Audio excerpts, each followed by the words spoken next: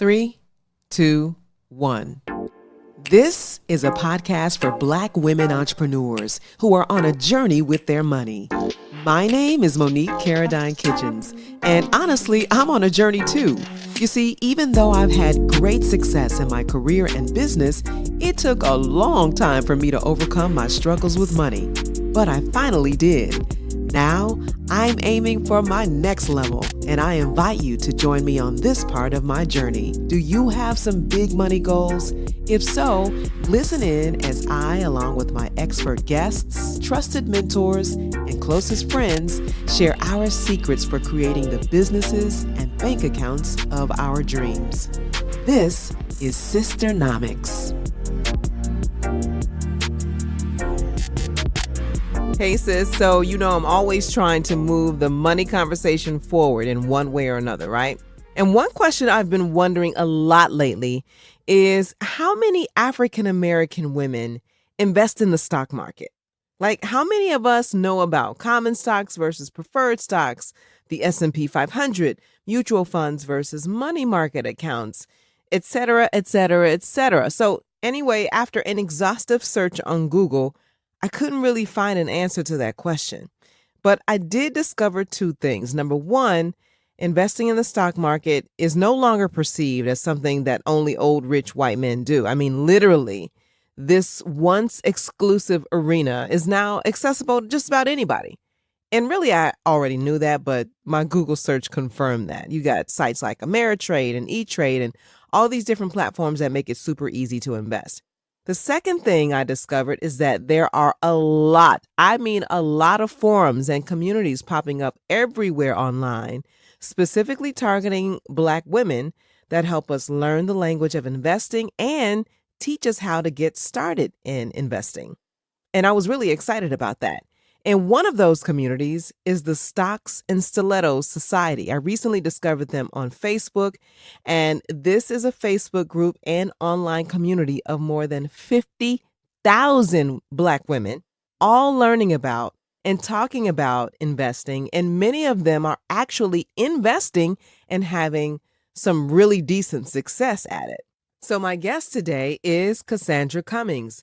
She is a financial advisor, and she's the founder of the Stocks and Stilettos Society, which again is this huge online community. Cassandra has inspired women worldwide to invest more than $10 million in assets through her guidance, the Stock Sister Circle Investment Club, and her premium online investment community. She's been doing this for 15 years, and she knows her stuff. Now, listen, I know that investing in stocks does not guarantee wealth, which is what the show is all about. But don't you agree that we should at least be at the table? Like, shouldn't we become shareholders instead of just consumers? I think we should. And that's why I'm really glad that I get to share this conversation with you.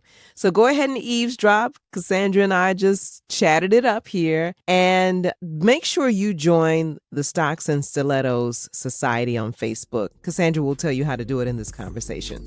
So here you go, episode 9 of Sisternomics. Hey, Cassandra, welcome to Sisternomics. Hey, Monique, thanks for having me. Really excited to have this conversation because it's something that we really need to talk about. But let's start with you as a Black woman working in the financial services industry. First of all, that's something that we don't see too often. What motivated you to jump into this industry? What motivated me was a couple of things. First off, when I was really young, 17 actually, I lost my dad and I received a death benefit. And at 17, I had to basically learn by fire about money because I had received this money and I had so many, at that time, it was a lot of adults sitting across the table from me and helping me sort of navigate this lump sum of money. And so from that point on, I had to really get in tune with money, how money worked, because I basically went from 0 to 100, if you will, with money. And so that kind of started my curiosity on how the stock market worked. It started my curiosity on other players in the money market as far as financial advisors, attorneys, and things like that. So I had to basically learn fairly quickly about money. I would say the second thing that basically prompted me to move into this industry as well was I had a mentor. My college mentor was a district manager for a financial services company, and she basically gave me entrance into the financial advising world. So I sort of worked under her, learned under her tutelage, and then sort of went out on my own after about 4 or 5 years. So let's go back to you receiving the death benefit, and you're in the room with all these adults. I imagine they were people from the financial services industry and all different types of backgrounds. Kind of paint the picture, if you will, a little bit more of what that scenario was like for you. It was really hard because I grew up on welfare. I'm gonna just be honest. I grew up on welfare, and here I was sitting across the table from a bunch of white people. And so it was and a lot of older white people, I'm gonna say that. But that was a very scary experience because these people spoke a different language than I did, and I didn't have proper guidance. No one in my family had received a death benefit prior to that. And so we had always, lived paycheck to paycheck, if you will. So we just didn't have enough money. And then here we are sitting across the table, my mom and I, and we just did not know what we were in for. So I really had to educate myself quickly at 17. We did know some things that were going to happen, like I was going to go to college.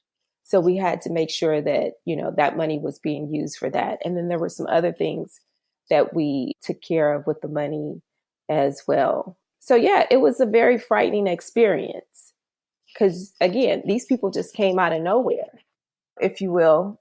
So that was tough. That was tough at 17. Yeah, I can imagine. I can imagine. Did your father live with you at the time? Yeah, I lived with my dad. Oh, okay. Hmm. Hmm. Really interesting. Okay, I want to come back to the whole death benefit a little bit later in our conversation Yeah, because yeah. I think it's important for us to talk about the Life fact that insurance. life insurance, honey, Yes. yes, because, in the Black Mhm. community, we got this thing where when somebody dies, if there's no insurance, what do? Yeah. We Car pass a hat. washes, car washes, chicken dinners. Fish fries and whatnot. Yeah. Yeah. So let's come back to that a little bit later. And thank you for sharing your story with us about growing up on welfare because like you said, you went from 0 to 100 Yeah. and not knowing what to do with money, that can be a very scary situation.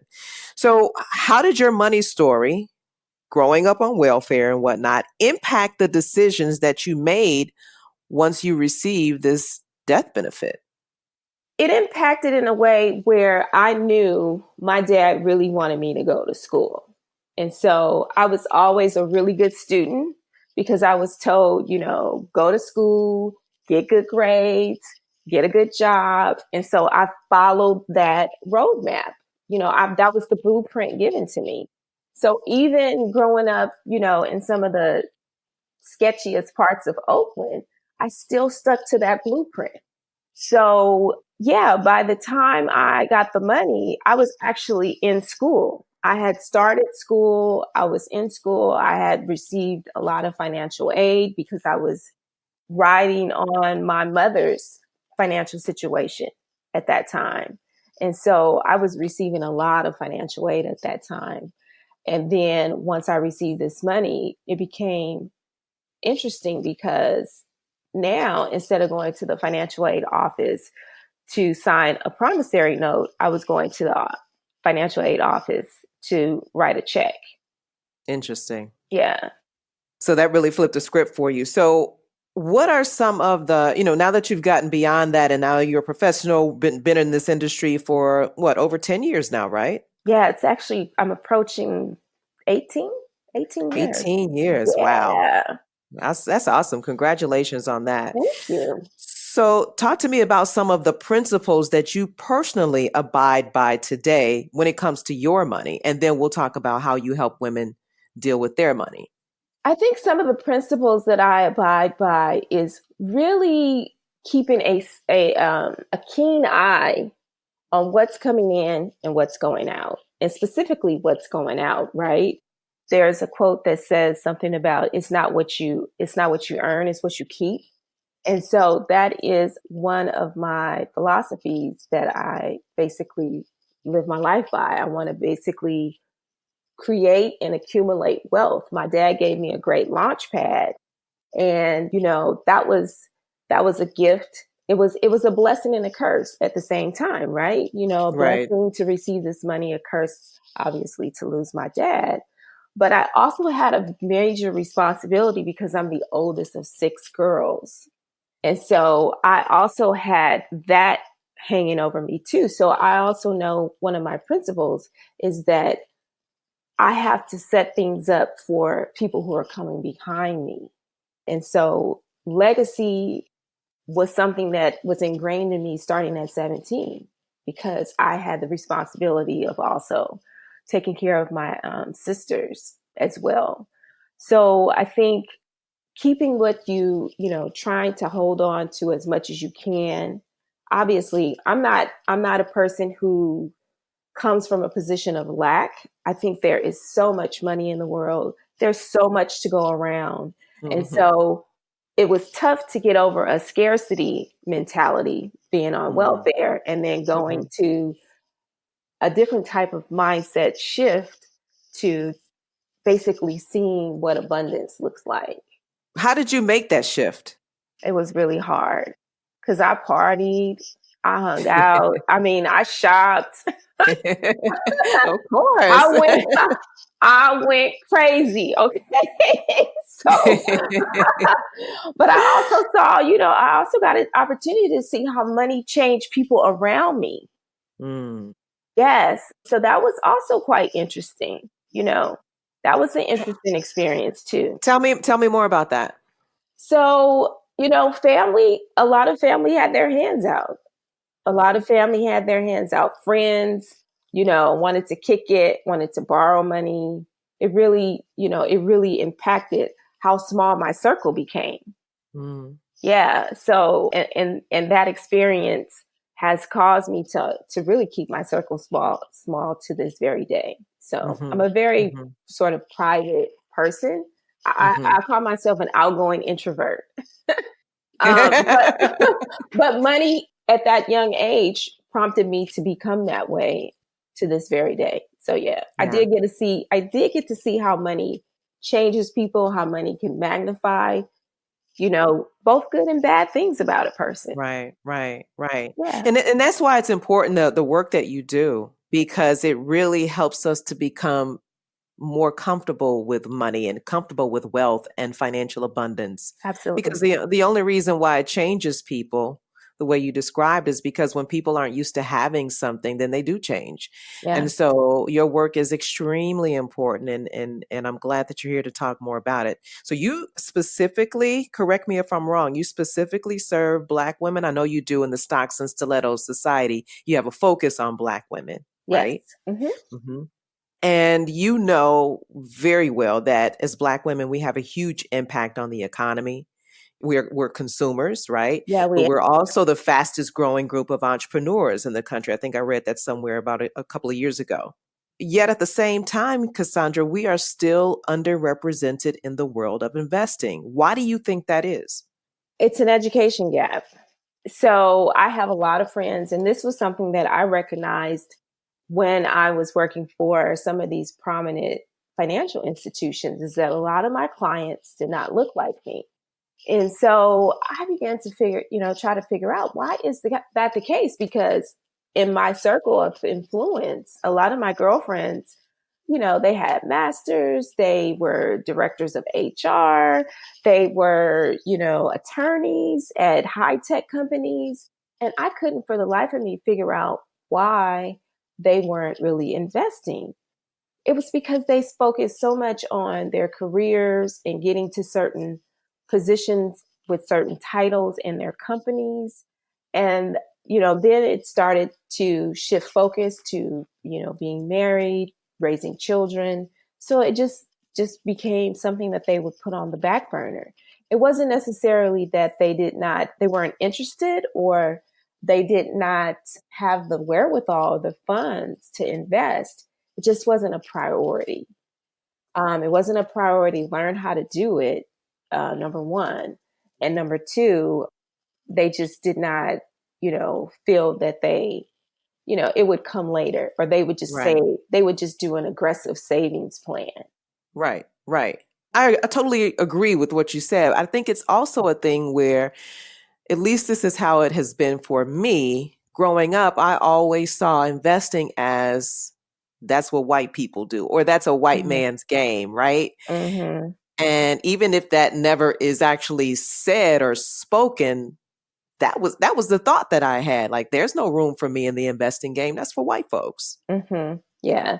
I mean, the stereotype is that old white men are stock market investors. And Exactly.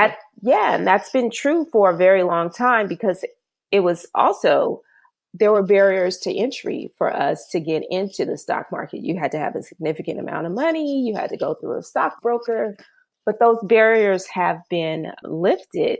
And so anybody can invest. Right. Yeah, anyone at this point can invest. And that's been around for the last, at least, couple of decades now.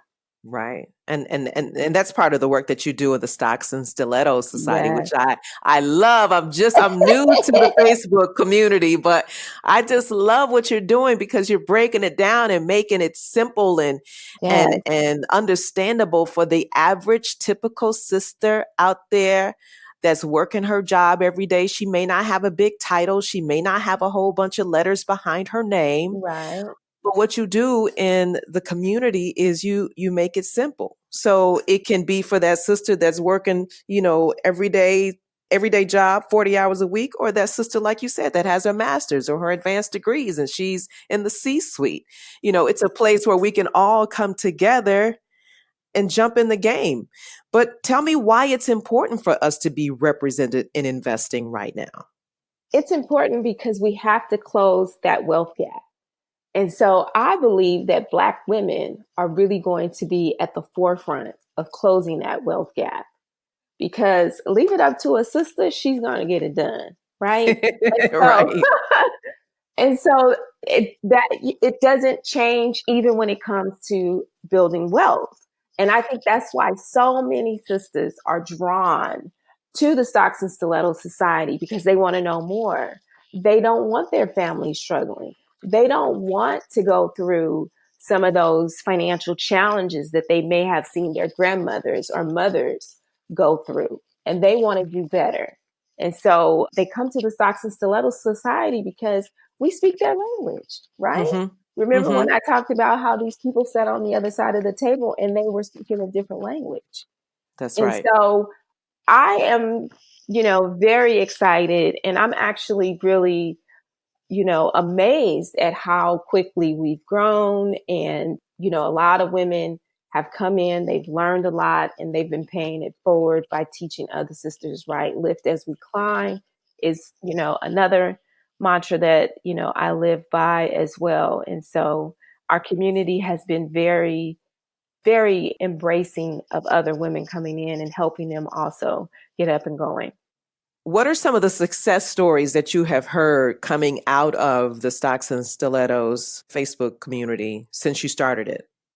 Well, recently we just had someone who took $500. I teach basic stocks 101, and then I teach some other more advanced level investing courses. In one of the other courses that we do, we teach how to trade options. And so over the course of about 6 or 7 months, she took her $500 account and grew it to, I think it was 3,800. And so she Nice. was able to basically finance her trip to Africa with trading in the stock market. Woo, that's what I'm Yeah. talking about. I love Yeah. it.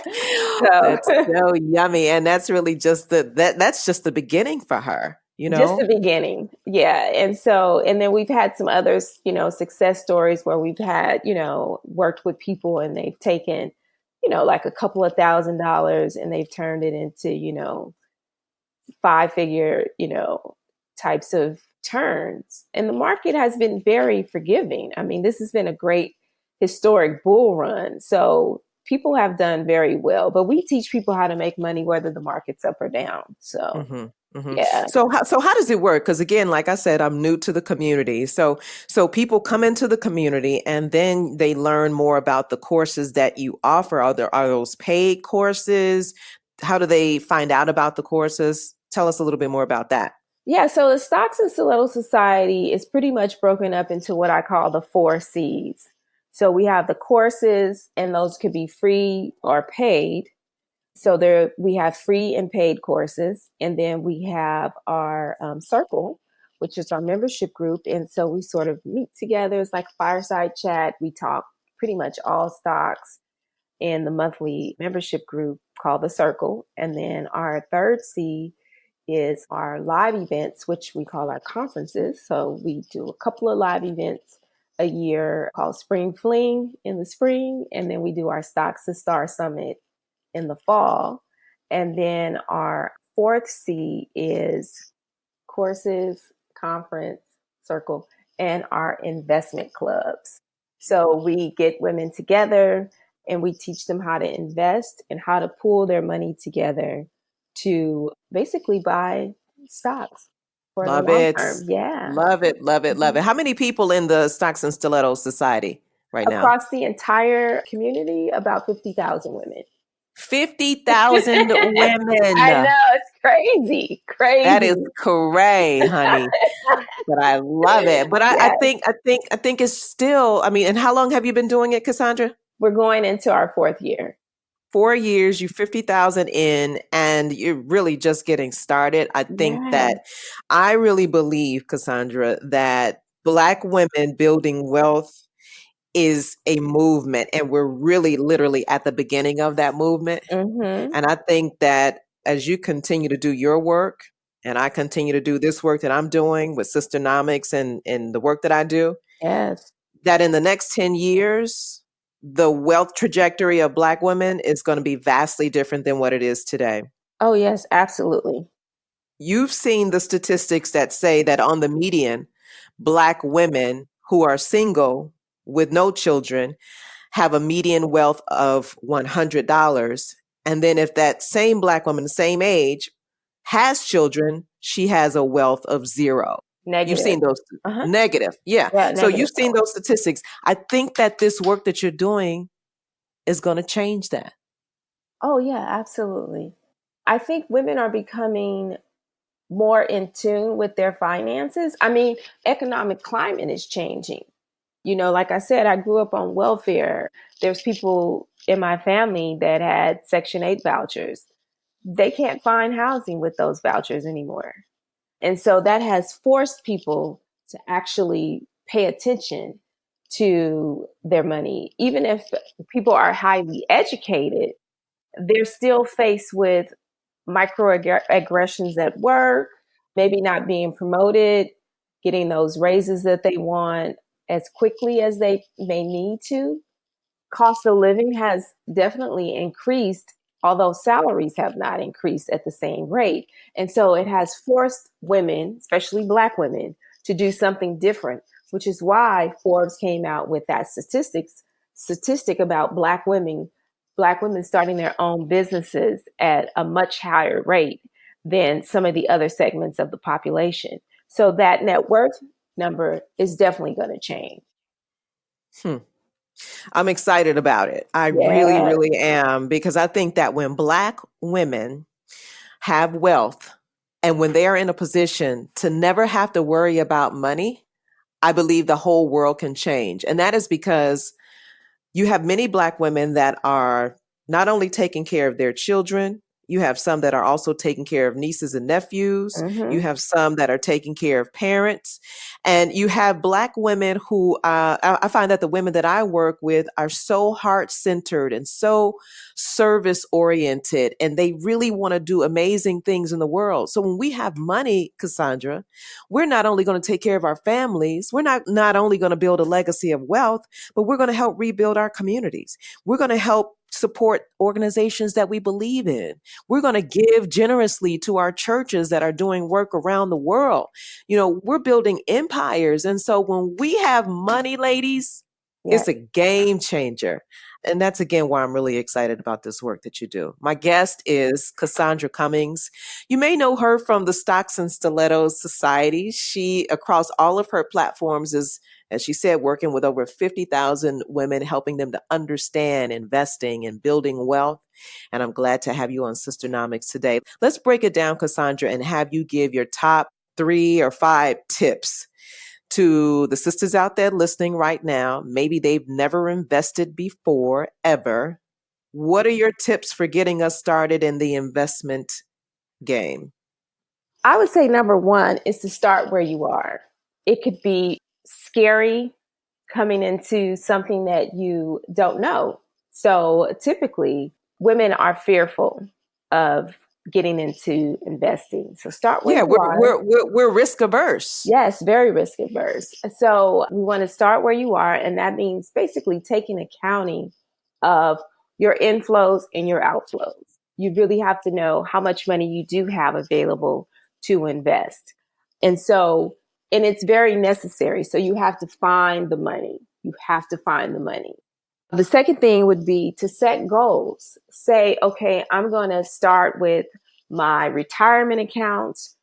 Usually that's our entrance into the stock market anyway, where we Right. come in to a job, we get some sort of 401k or 403b or some sort of retirement account with our employer, and they give us a packet or they give us a website and say, hey, here, go sign up here and pick some investments.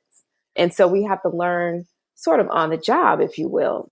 So the third thing would be, I would say, is to create goals for yourself. So say, for instance, you want to have a certain amount of money by the time you retire, or you have a college fund that you have to fund for, junior, things like that. You want to buy a house in the next 3 to 5 years. You need to have some specific goals and put some specific dollar amounts to that. And then that's going to help drive your investment decisions, right? And so also the other thing too with getting started would be start with a micro investing app. Those are the apps that are out there now that are called Acorns and Stash and Clink. Those are some of the primary micro investing apps. And that's really going to help you dip your toe in the investing world. But at some point, you want to transition and start your own brokerage account, Roth IRA, things like that, so that you can really become familiarized with the stock market. And then I would say the next tip would be to get a money mentor. I think that's why the Stocks and Stilettos Society has been a thriving community, is because we're basically a collective of money mentors. And so if you have a question, you're not sure, you want to do a rollover, you have a situation with wanting to know an investment, is this a good investment, things like that.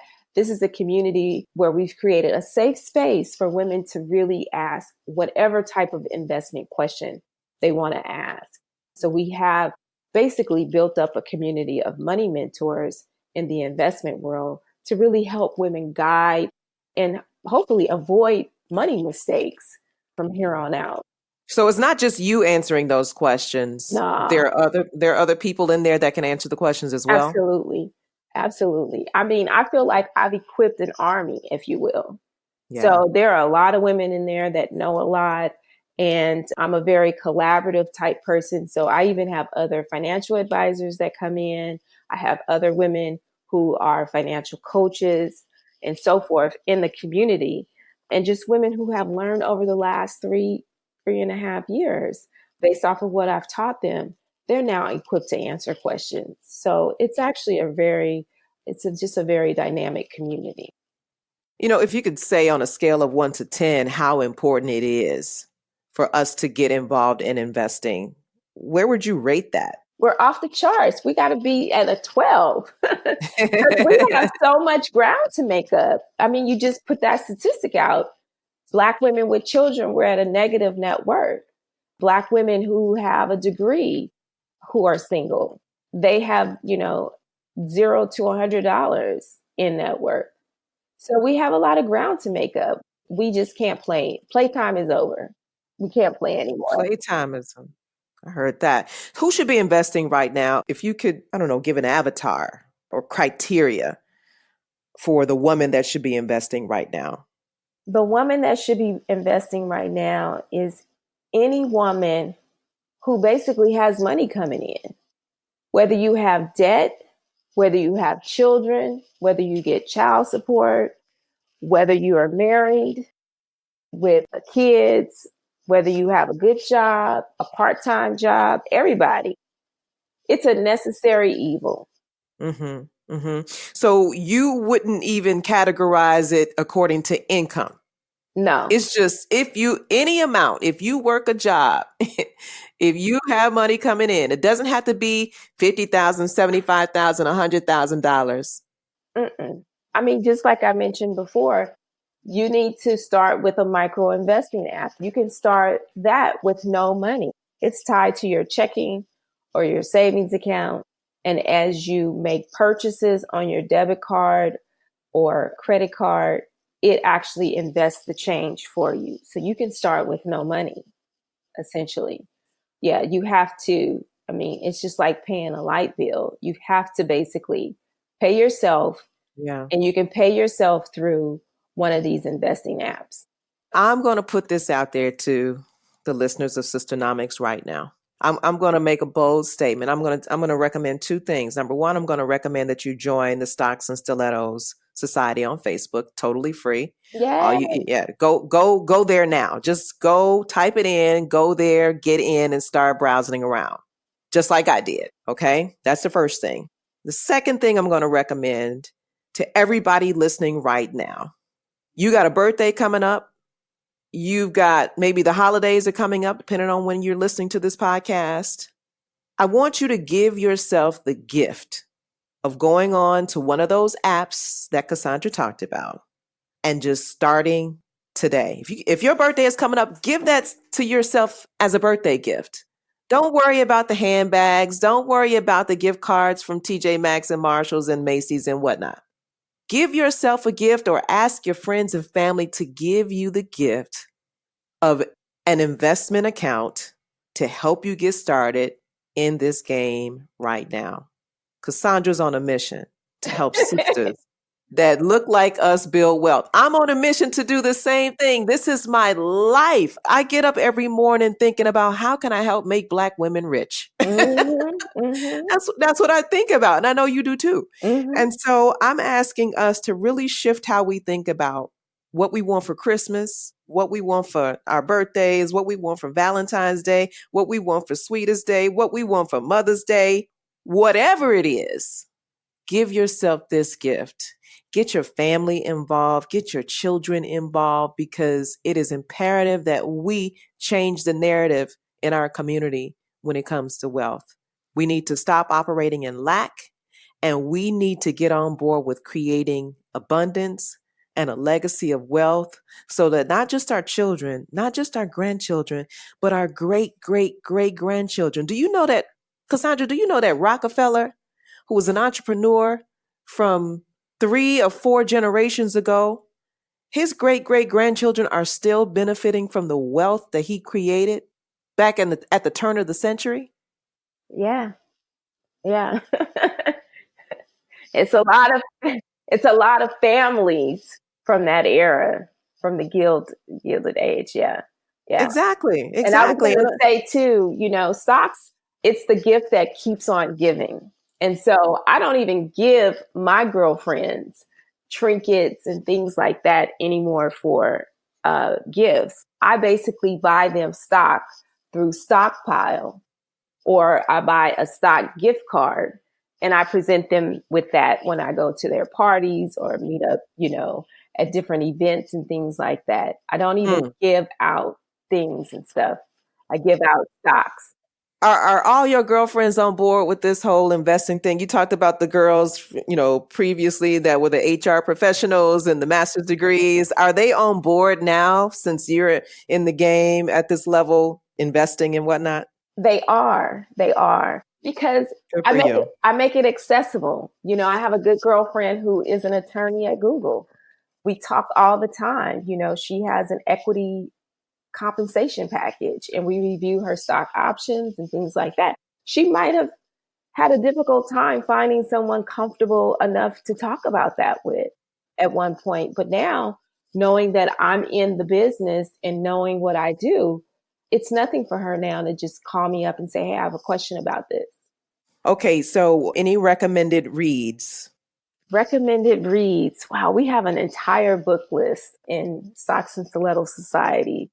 But I would say one good read would be Tony Robbins' The Money Bible is a really good book. It's a very dense book, but it's actually really good. One other book that I know, it's really old. It was one of the first books that I read coming up. It's called Smart Money Moves for African Americans. Oh, of course. Yeah, by Kelvin Boston. I believe that's his name. Another one too is Wealth Happens One Day at a Time. It's kind of like that daily sort of thing. I think that's by Brooke Stevens. I'm kind of peering over at my library now. Yeah, another one would be I Will Teach You to Be Rich by Ramit Sethi. That's a New York Times bestseller too. Yeah, that's more recent, right? I think he just had a 10-year anniversary or a 10-year edition on that one. Okay. I also like David Bach's series too. He is the one who does The Automatic Millionaire. Yes, we read, that was one of the first books we read in the society, The Automatic Millionaire. David Bach has a lot of them. Smart Women Finish Rich. He has the whole Finish Rich series. Yes. I'll go ahead and add some to that. You mentioned a Tony Robbins book earlier. I'll add his book Unshakable to that list. Yeah. I'll add The Wealth Choice by Dennis Kimbro. I will also add Secrets of the Millionaire Mind. That's another one that I would recommend. I was a big fan of Susie Orman when she first came out years ago. She helped break it down and make it easy, as well as Dave Ramsey. And then you have a book coming out, right? I do have a book coming out. It's not out yet. So it's coming.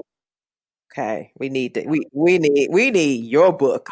I was going to add Think and Grow Rich to A Black Choice by Dennis Kimbro and Napoleon Hill. Perfect. That was one of the books that created a turning point in my life. I believe I read that when I was in my early 20s and really helped me to begin to see what was possible for me as a Black woman in my money.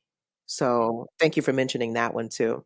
All right. So as we get ready to wrap up, I want you to talk a little bit more about, your dad and the legacy that he left you in the form of a death benefit and why it's important for us to do something as basic and fundamental as having life insurance, whether we have children or not. Life insurance has been something that has been a part of the Black community for a very, very long time. I remember my grandmother, her insurance agent would come every month to collect the premium.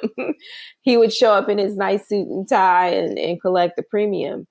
And so I think that Black people have always sort of known about life insurance, but life insurance can actually create a shift in a family's economic situation. It could actually move your entire family into a different socioeconomic status.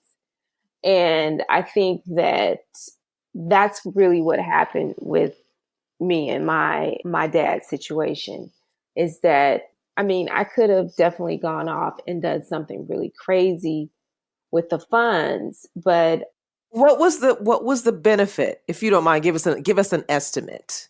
I'm not going to tell the exact amount, but it was a 6-figure payout at 17 because he wasn't married and he had set this up through a friend who was in the industry. He had a friend in the industry and say, hey, man, this is how you're going to take care of your family if something happens to you. and he followed that friend's advice.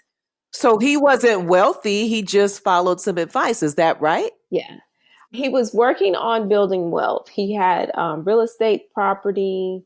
So he was laying the foundation for building wealth. And so at 17, I was privy to see that. But going back to the insurance aspect of it, insurance is very important because it's a way of you being able to take care of loved ones when you're no longer here. And so there are some insurance products that you can utilize. A lot of people utilize whole life, term, things like that. Whole life has a cash value typically associated with it. So people can use those for emergency funds. They can borrow against them, things like that. And so with life insurance, you want to get as much as possible when you're really young. And so that's really what helped my dad. Was he was really young. I lost my dad. He was only 33. Yeah. So he was Oh my God. 33 when we lost him. And so he did have a lot of life insurance. And so the older you wait, the more expensive it becomes, or, the less in terms of the cash value you're able to accumulate. So Yeah. life insurance is one of those great tools. And Yeah. that's really how white people, if you will, basically were able to sort of create wealth in their families, the early creation of this country. Life insurance was a really, really big deal.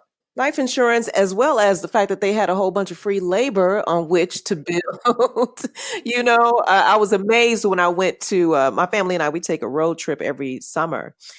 And not this past summer, but summer before last, we did the southeast coast of the US. And so we had a chance to visit places like North Carolina, South Carolina, and on down the southeast coast. And it's amazing the stories. You go on these city tours and you find, particularly in South Carolina, they take you on the tours where there are still houses standing today that were built by slaves. So you'd have a family that would have a house, and as the daughter or son would be preparing for marriage, they would have their slave build another house.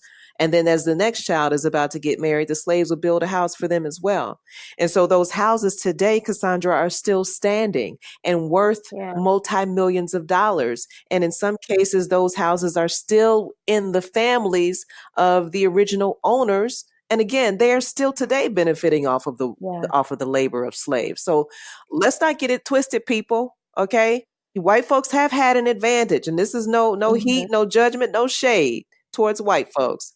But the truth of the matter is, they have had a leg up on us for generations, hundreds of years. But now, thanks to my guest today, Cassandra Cummings, and the work that I'm privileged and honored and humbled to do every day, we are beginning to shift that slowly but surely. But I heard a great financial mind say, slow and steady wins the race.